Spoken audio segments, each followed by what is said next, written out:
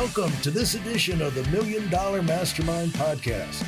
This is where we pick the brains of high achievers from all walks of life and get their hard-earned, real-world insights on winning. I'm your host, Larry Weidel. And I'm talking to two gung-ho people from where in Illinois? Rockford, Illinois. Rockford, Illinois. And Jason's actually down in Florida. Oh, is it? Yep. Oh, really? Okay, Luke Schneider, you're the one in Rockford, right? And Yes, then sir. Jason Patton, we're in Florida. Like Jupiter area, so West Palm area. Oh, no. I'm in Aspen right now, but the other half of my time is in Palm Beach. So Nice. we'll have to connect when I come into town and Absolutely. go get a coffee. Yeah. We could definitely do that. Yeah. And so Luke and Jason are have their own company called Fire Department Coffee, and both got kids. And I see one of them. I was talking. Yeah, to one of them just came in. Yep. I just see one of them. This is my daughter Zoe. Yeah. And so I'm real curious about how did you start the coffee thing, and why do we need, why do we need yet another coffee thing? Can't firemen go out and get coffee like everybody else? Get some Maxwell House, for goodness sake. And but so how did you guys really discover there was a niche and then dive in there and with your elbows and hard work, make a room for yourself? So talk about that. And so Luke founded the Fire Department Coffee just over 6 years ago. His love story begins with coffee, to be honest, seeing a beautiful woman as he walked into a cafe. And then I think there was 50% wanting to be more into coffee and 50% wanting to date his wife. But yeah, so that's how that journey began. And then he and I actually started working together because of some funny videos that I made online. But we wanted to make coffee, high quality, great tasting, affordable coffee for men and women across the United States. But as you said, there's other coffee brands out there, but we wanted to be able to diversify into different types of premium coffees, but also maintain our standard medium roast, it was the original Fire Department blend that people would love to and enjoy. But the biggest thing that we wanted to do was create an emotional connection to our brand and who we are, because there is a genuine story behind it. We are firefighters. Yeah, Luke was lucky enough to retire recently, but I'm still active duty, and many of our employees are still active duty or retired firefighters as well. So we wanted to be outside of that typical brand. So when we talk about running calls, when we talk about being up all night, when we talk about the reason we need a caffeinated product to keep us going all the time, we're living those actual statements. So that was something we wanted to make sure that as we created the brand, it was good, it was affordable, amazing tasting, but also had a true story behind it. Yeah. And to give perspective, that was 2016. Is that correct? And then what kind of growth have you guys had? You're up to how many employees, and your annual revenue is up to what now? We're on track to do 10 million this year. We have around approximately 50 employees, and we've had double growth year over year. Yeah. Just made Inc. 5,000. Number 2 in Rockford, I think number 34 in Illinois, actually, I think it was better. And then it was 34 in food and beverage or something. I forget the numbers. Okay. So outperforming other companies, other businesses in your area, and especially in your field. So talk about, Luke, how you got the idea. You go, multitasking gets complicated, especially when you find your future wife. It's hard to keep your mind on business, but somehow you use that focus to launch a business at the same time as you're launching a marriage. That's that congratulations, by the way. Thank you. Appreciate that. Yeah, we've been very fortunate to have a great team of people, around us, and it was natural for us to recruit people who were close to us. So we started bringing on other firefighters to help us grow the company.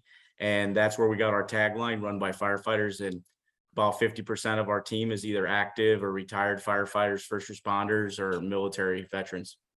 And that's one thing that people don't always think about when they're growing their business, growing their company, is use the world that you're familiar with, because you can talk that language, and the people in that world, there's certain mentalities, cultures, and it's easier to connect and communicate and use that as a springboard, to bigger and better things.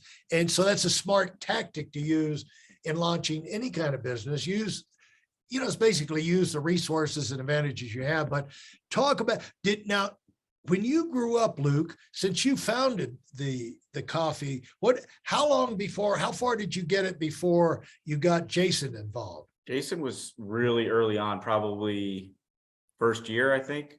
And you noticed him on YouTube? Yeah, he was actually Facebook, somebody tagged us, and he was making funny videos, and we just hit it off. He loved the coffee. I loved the videos. I loved the content he was creating, and we made a good team and really just clicked, and really just helped catapult the company. Now, had you grown up with the idea of having your own business and then to get diverted into the fireman life, as a necessity for providing an income or something? Or how did when did the entrepreneurial thing come in? It just happened naturally. Actually, it started with a love and passion for coffee.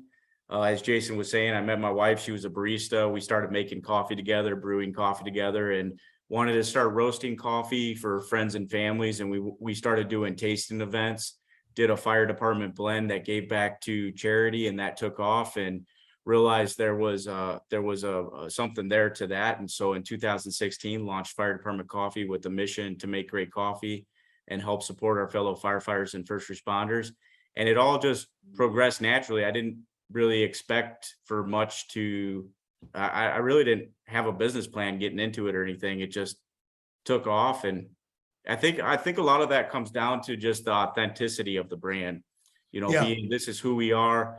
We're passionate about coffee. We're passionate about supporting our fellow firefighters and first responders. And I think that's what really resonates with our customers and people that engage on social media, is that they really just see the authenticity in the brand. What am I missing about coffee? I like coffee, drink coffee, have coffee makers, in the house, they're the store, but I'm not passionate about coffee. I think I'm missing something. What does it mean to be passionate about coffee? Like you're in Aspen right now, and coffee just doesn't matter. Yeah. That's true, but people are guzzling coffee out here too. I mean, there's a true appreciation for great tasting coffee. That's really what it comes down to. And yes, the caffeinated benefits that come from it, it's incredible. We love that kind of stuff as well.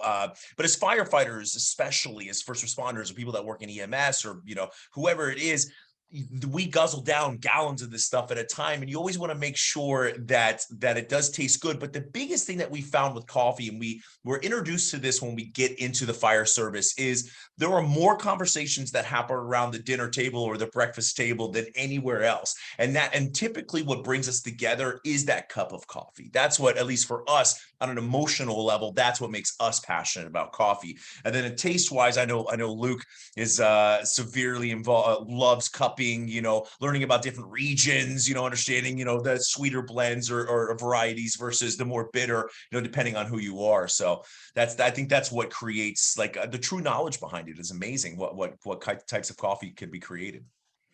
And as you move, the only thing that I can think of that reminds me of a similar thing is a friend of mine, a guy who was a publisher of my book, and then he sold that and he started other things, but he got involved in a business venture that was like Major League Peanuts. No, peanut butter, Major League Peanut Butter. and he said, people don't realize how much peanut butter Major League Baseball players go through because, he said almost the average baseball player is eating 3 or 4 peanut butter jelly sandwiches a day, is portable, you get the energy, this and the other. And so they made a big, they made a huge success out of Major League peanut butter. And so, you're doing a similar kind of thing with coffee. So you're following the passion. I'm real curious, Jason, what gave you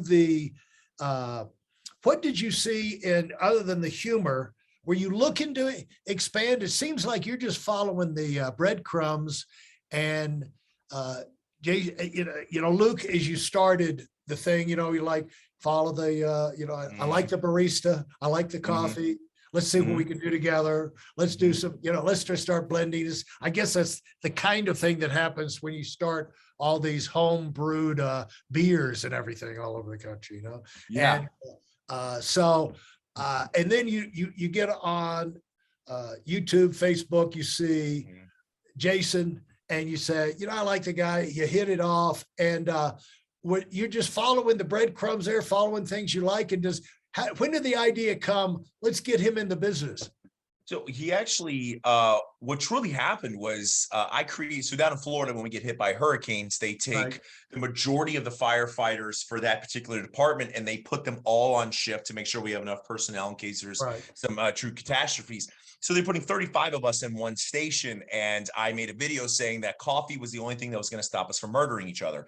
And that's what Luke actually got tagged in. So Luke reached out to me. He sent me some coffee. He said, I'd love to work with you. I said, send me the coffee. I want to try it. And I loved it. The stronger I made it, the better it tasted, true high quality coffee that gave us the needs gave us the stuff that we needed at the time. But what we found out was that Luke has an incredible ability to understand business. He has an incredible ability to understand numbers, how to do things properly, not cut corners, but still get the best cost available for that product, which is amazing for any growing business. And then for me, again, coffee is not just caffeine for us. It's symbolic. When you think about beer, you think about having a beer and it's always with friends, bringing people together, so on and so forth. With coffee, it's a symbolic thing. It's bringing family members and friends together over a morning meal or even an afternoon cup of coffee. And that's what I created, was the emotional connection, creating funny videos, because firefighters like to laugh, first responders like to laugh, people in general love to laugh. So I was there to create the emotional connection to the coffee brand, which I found a ton of passion in as well. And Luke, did you know, while you're out there as a firefighter, before all this started, did you realize what a business whiz you had? I mean, you were, or what a knack you had for understanding business and running businesses, and because that's a gift. Is that just something that emerged? Because people, when they start their own. The one thing about being open to new ideas and following your passion and following new ideas is things are going to come out of you that you didn't even know were in you. But they're never going to come out unless you take the step, the step of faith. It's always a step of faith. But talk about, did you realize you had this? I mean, do you naturally run things? Are you, as I grew up, I had this strange thing for the time I could stand up. People always put me in charge of things.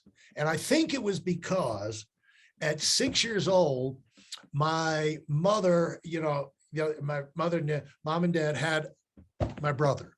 And then right behind that had the sister. So I was 6 years older than them. So I became like middle management. I was no longer a child, I was like part of the management team. And I kind of been in a leadership role my entire life for one thing or another. As you grew up, but I recognized it, it's like, why is this happening? And like when I was a freshman at Georgia Tech, they made me made the resident advisor for the junior and senior dorm. And I was a freshman. So I'm sure the juniors and seniors were not thrilled about that. But I don't know how these things happen, but you'll find yourself in positions where you might as well take advantage of it. And so did you know, had you noticed these kind of patterns or tendencies or ways of looking at things, Luke, before you got involved in this? I think one thing that I've been able to do is identify what I'm not good at. And that's just like, that's an example of like Jason, you know, and Jason and I, even though we have different strengths, we're wired very similarly in a lot of ways. One of those is our work ethic. So if we don't know something, we will keep going until we succeed. And we will not let, you know, failure or any complications get in the way of us seeing it through to the end. And I think that's one thing that's really helped us, because we would be lying to you if we told you that there's never been any challenges or we've never struggled at anything, you know. And so the key is working through those things and really pulling together and seeing it through and not giving up. So we are wired very similarly in that, and just being able to work through things together. Well, I want to dig into that a little later. And so thanks for getting me started in understanding the story of fire department coffee. Thanks for listening to the $1 Million Mastermind. If you felt there were any valuable takeaways from this episode, please take a minute and leave us a 5-star review. Your feedback is important and really helps us get the word out to a wider audience. Remember, we have a valuable webinar that is absolutely free. Register for it right now at whitealumwinning.com. Thanks for listening.